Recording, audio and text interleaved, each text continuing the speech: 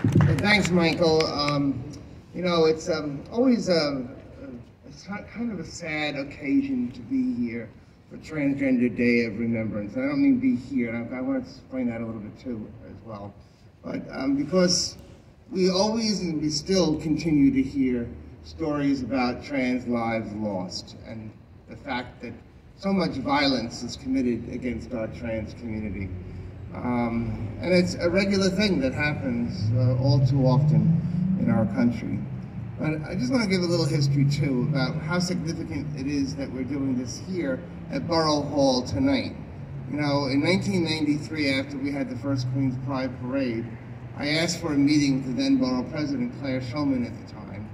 She was a little celebration here sponsored by, at that time, Borough President Helen Marshall. So I want to just say a big thank you to Borough President Donovan Richards for hosting this event here tonight, because in fact, you're making history by shining the light on our transgender community and the violence that they experience all the time. I mean, you know, as a transgender person and a gay person, but more so even with trans people and trans women of color in particular, have to continually look over their shoulder as they walk down the street, be it in Jackson Heights, which is a basically supportive community, or in Greenwich Village, no matter where they are. That is a fact of life for our trans community, and they should not have to live that way. Nobody should have to live that way. So, Mr. Borough President, visibility is important.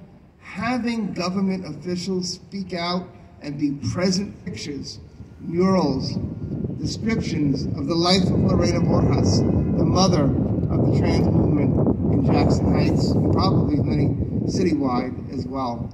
She was known to many of us, you know, just for the work that she did, talking with all the trans women along Roosevelt Avenue late at night. It was never unusual to find her out amongst the bars and handing out condoms and taking people into their home.